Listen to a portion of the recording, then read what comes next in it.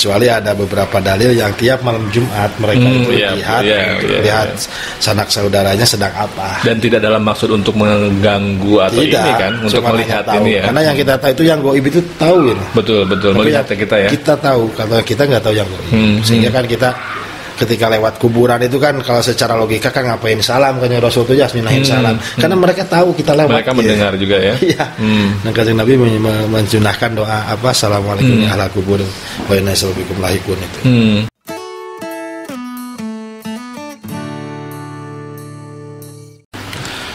Assalamualaikum warahmatullahi wabarakatuh. Selamat datang teman-teman di podcast yang ngobrolin kajian keislaman yang kontekstual dan kontemporer. Kali ini saya seperti biasa di diskusi akhir pekan akan ngobrol dengan Ustaz Aceng Abdul Qadir.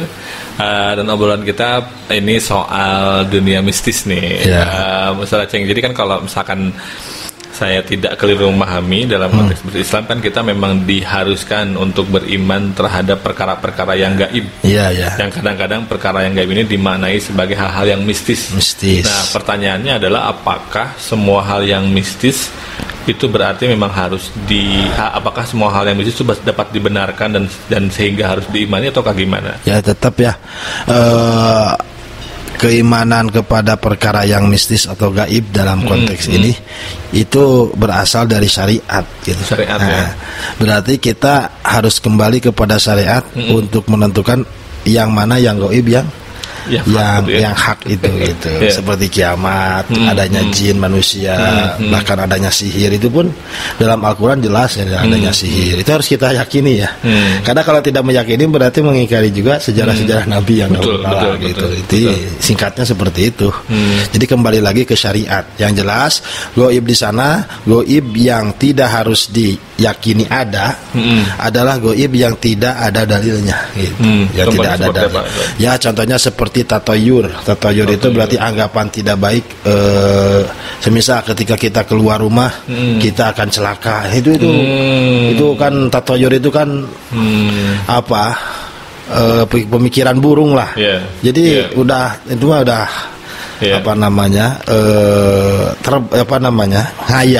ngayal gitu seperti itu. Itu nggak boleh tatoyur. Itu perkara-perkara yang tidak boleh dilakukan oleh manusia seperti kalau ini akan gini, kalau itu itu karena keburukan dan kebaikan semuanya khairihi wa syarri itu lillah gitu ya. Kalau misalkan kayak konteksnya mistis kayak hantu gitu itu kan juga sering jadi pertanyaan tuh. Sebetulnya apakah hantu itu sesuatu yang memang dalam Islam dibenarkan sebagai hal yang gaib yang ada, ataukah hanya persepsi orang aja gitu, beberapa sebetulnya tidak ada gitu. Kalau hantu itu jin ya. Jadi jin yang bukan bentuk atau wujud aslinya, bukan. Jadi nggak ada yang bisa melihat jin dalam bentuk asli kecuali para nabi dan para rasul dan orang-orang yang dikaruniai anugerah oleh Allah gitu. Kalau kita sendiri kalau lihat pocong berarti itu jin yang memang wujudnya wallahu alam itu karena persepsi kita ke sana jadi pocong. Jadi yang terlihat oleh kita itu seperti itu gitu. Seperti itu ya. Mungkin karena memang gambaran bayangan kita ketika orang mati itu putih dan sebagainya. Pakai kain kapan, hantunya pun pakai itu ya. Ketika kuntilanak juga kan sama ya, pakai baju putih gitu ya. Untuk yang baru-baru ini kayak genderuwo itu mungkin sama. Berawal dari bayangan-bayangan orang sehingga menjadi menjadi yang jelas itu adalah jin gitu. Jadi pada dasarnya kalau yang semacam hantu itu mungkin dari perspektif Islamnya adalah jin, cuman mungkin secara pembahasaan, secara nama itu jadi berbeda-beda tergantung konteks kulturnya ya. Nah gitu, mungkin singkatnya seperti itu. Kalau Ustadz sendiri pernah mengalami melihat hantu atau jin gitu? Ya, saya pernah mendengar jadi suara tanpa rupa. Ini kan gaib juga kan? Iya betul. Biasanya kalau suara itu ada rupanya nih kan. Dan itu di atas ya sedang perjalanan kemudian ada yang menyapa baik gitu, menyapa baik dan kita kaget karena di situ itu di atas jembatan nggak ada siapa-siapa. Dan udah malam juga posisinya. Dan udah malam juga yang jelas. Jadi kita ya cuman balik nyapa aja gitu, karena kita nggak ada niatan jelek gitu, hanya ikut lewat di situ lah. Kalau memang itu benar berarti ya nggak masalah. Kita yakin itu ada nggak masalah. Gitu. Kalau bahasanya itu Nah, suara yang tanpa rupa juga ada yang baik, ada yang buruk gitu kan. Bahasanya itu hatif. Hatif itu biasanya suara tanpa rupa itu ada di para wali, di para ini. Yang diwariskan ke para wali itu ya hatif itu dan mimpi itu. Gitu. Kalau kayak ini juga mungkin jadi pertanyaan nih. Kadang-kadang ada anggapan bahwa ada orang yang mati, kalau matinya tidak wajar, itu arwahnya gentayangan gitu. Sedangkan di saat yang sama kan kita diajarkan bahwa ketika orang meninggal di alam barzah, dia akan menemukan atau mempertanggungjawabkan apa yang dia lakukan di masa hidup gitu ya. Kalau senang ya berarti sedang bersenang-senang, kalau yang disisa berarti ya disisa karena mempertanggungjawabkan. Nah, kalau konteksnya arwah gentayangan ini apakah jin korin ataukah memang betul arwahnya yang gentayangan atau gimana sebetulnya? Kalau arwah yang gentayangan tidak akan bertolak belakang dengan akidah kita ya. Karena di alam barzah itu tidak ada arwah itu bisa keluar masuk gitu ya. Keluar masuk, kecuali ada beberapa dalil yang tiap malam Jumat mereka itu lihat sanak saudaranya sedang apa. Dan tidak dalam maksud untuk mengganggu atau tidak, ini kan, untuk melihat ini ya. Karena yang kita tahu itu yang gaib itu tahu gitu. Betul melihat kita ya. Kita tahu, kalau kita nggak tahu yang gaib. Sehingga kan kita ketika lewat kuburan itu kan kalau secara logika kan ngapain salam, kan Rasul itu jasminahin salam, karena mereka tahu kita lewat, mereka mendengar juga ya. Nah, Kanjeng Nabi mensunahkan doa apa, assalamualaikum ya ahlal kubur wa inna bikum lahikun itu. Oke, interesting. Nah, kalau itu kan tadi berhubungan dengan hal-hal mistis, gaib, hantu-hantuan. Ini juga berhubungan dengan hal mistis, tapi ini berhubungan dengan kekuatan yang sifatnya supranatural atau melewati logika lah. Dan kalau kita sebagai orang, karena kita ada di lingkungan pesantren, kita kan mengenal ada yang disebut dengan ahli hikmah lah ya istilahnya. Ahli hikmah ini karena melewati proses tirakat, zikir segala macam, ada wiridan yang di istiqomahkan dan dianggap memiliki kemampuan supranatural. Nah, itu sebetulnya gimana, Ustaz? Ya, itu ada dalam ilmu agama itu ada ya. Jadi ilmu al-hikmah itu dalam artian doa khusus dengan cara yang khusus dari guru yang khusus untuk sesuatu yang khusus itu ada ya. Ada gitu. Kanjeng Rasul aja ketika dulu itu kan membaca surat Muawwidzatain gitu. Ini dari Al-Qur'an di sumbernya itu. Jadi semua yang dikhususkan itu kalau tidak dari Al-Qur'an ya asma Allah, karena asma Allah itu luar biasa besarnya rahasianya itu sehingga bisa mendekatkan atau lebih diijabah oleh Allah ketika berdoa lewat itu. Iya. Cuman mungkin yang ayat-ayat ini atau asma-asma husna ini ada yang diformulasikan oleh Nabi, ada yang mungkin diformulasikan oleh wali, ulama-ulama sepeninggal Nabi ya. Jadi selama tidak ada larangan ayat Al-Quran nggak boleh dipakai jimat ya selama itu boleh. Kalau ada larangan tegas nggak boleh sekarang misalkan nulis ayat Al-Fatihah kemudian dimasukkan ke air, nggak ada. Bahkan ada anjuran bahkan ya. Dan tapi ya mungkin catatannya adalah bahwa itu jadi wasilah gitu ya. Jadi wasilah, jadi ikhtiar lah. Ikhtiar kita yang khusus kalau bisa dikatakan itu. Dan itu ya gini aja lah. Ketika ya kita kan pesantren itu sangat erat sekali dengan al-hikmah. Bahkan banyak tamu yang dari luar kota. Betul. Ketika dikasih amalan semisal wirid dan sebagainya, itu artinya disampaikan oleh si mujiz, orang yang mengajarkan, artinya disampaikan supaya lebih merasapi kepada orang yang akan menjalani bacaannya ini artinya apa, itu asma semua. Ya kalau kita tunjina misalkan sholawat itu dan biasanya ba'da sholat itu yang nah itu ini dibaca ya setelah ba'da sholat 13 atau 7 atau mestinya kan itu asalnya ya, kalau kebetulan orangnya belum sholat semisal terpaksa harus sholat dulu ya. Nah sebenarnya itu yang di target ulama itu. Dan dengan tidak wiridnya itu memang tidak omong kosong gitu. Tidak sekedar ini aja yang penting sholatnya enggak. Dan wiridnya pun nasihatnya sudah teruji dengan tirakatnya beliau itu.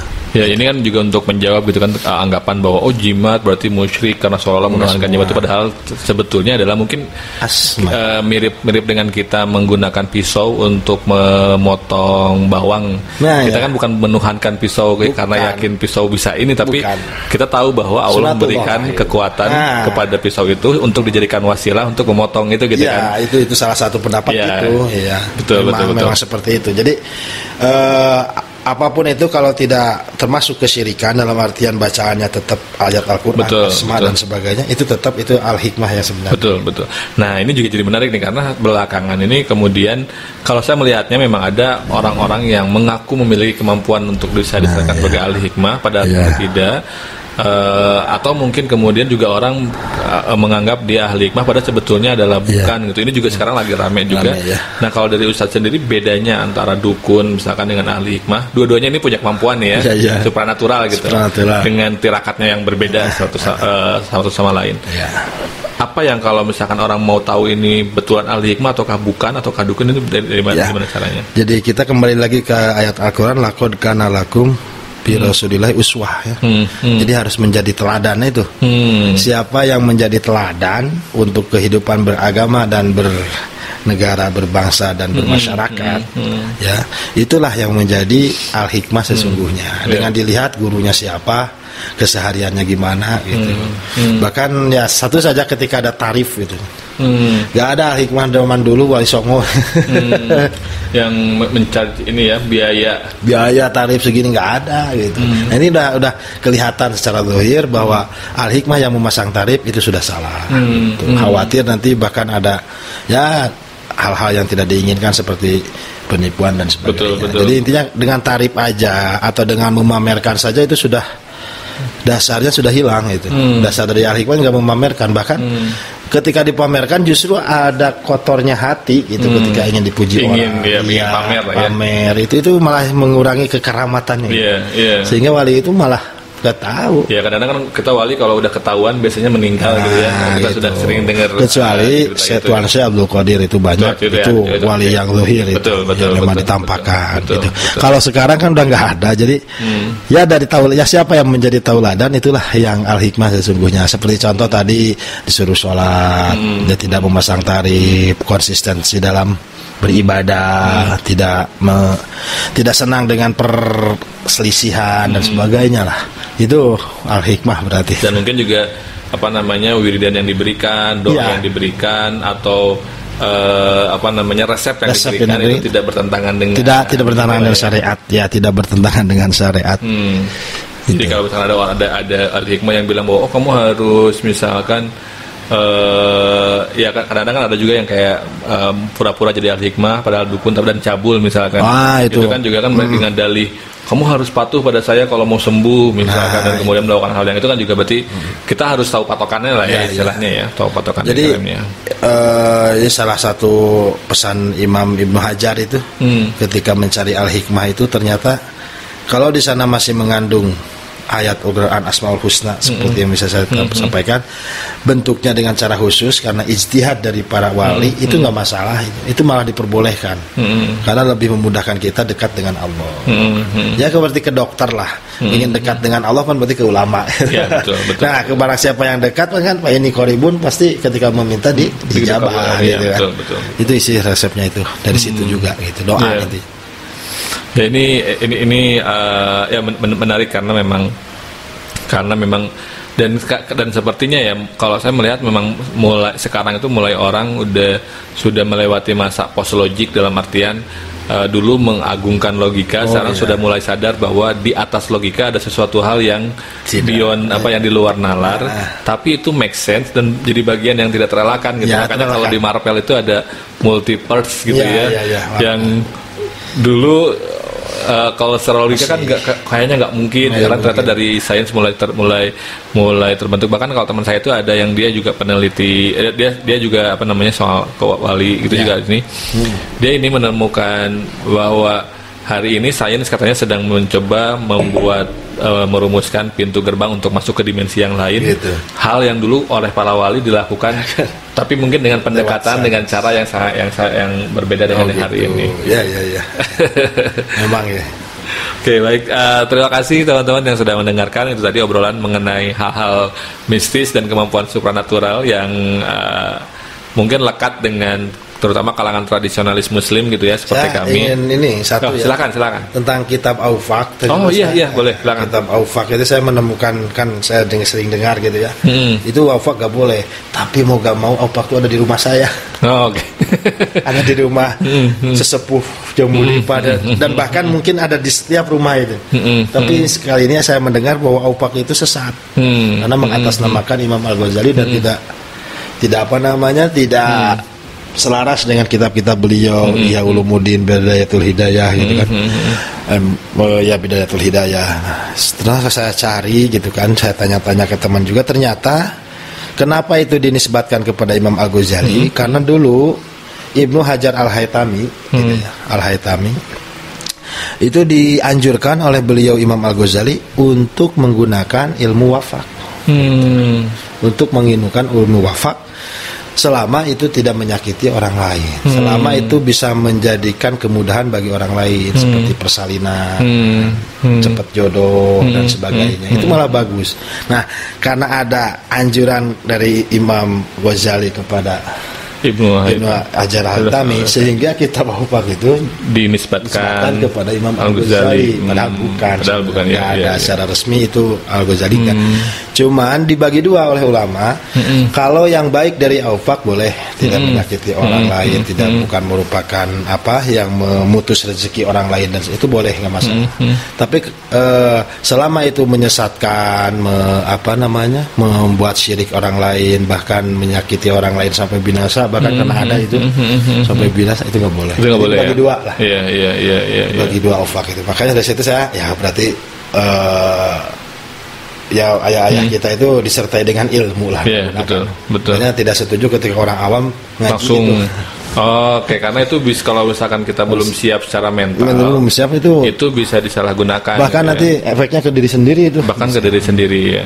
Jadi untuk yang teman-teman agak bingung Awfaq Awfaq itu jamak dari wafaq. Wafaq itu ya kayak semacam raja yang itu bisa menjadi wasilah untuk kita memiliki kemampuan supranatural tadi gitu.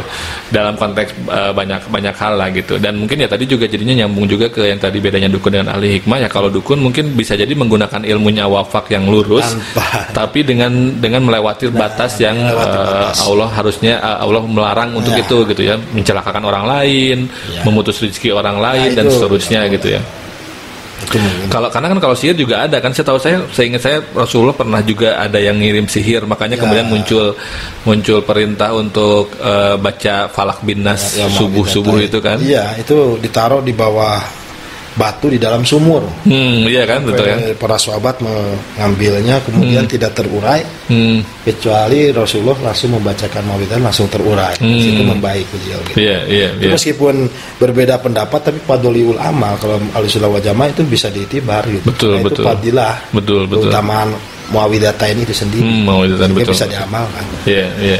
Nah, ini juga membuktikan bahwa ya kalau kita bilang dan menyamaratakan semua wafaq itu tidak boleh. Nah, kalau ada orang yang jahil kepada kita gitu ya, sebagaimana orang jahil kepada Rasulullah, kemudian kita anti menggunakan ayat Quran untuk keperluan itu juga repot juga kan. Mungkin juga malah Al-Quran sebagai obat itu juga dalam konteks ini bisa dimasuk ya. Iya, Al-Quran sebagai obat itu jelas, itu sahih itu.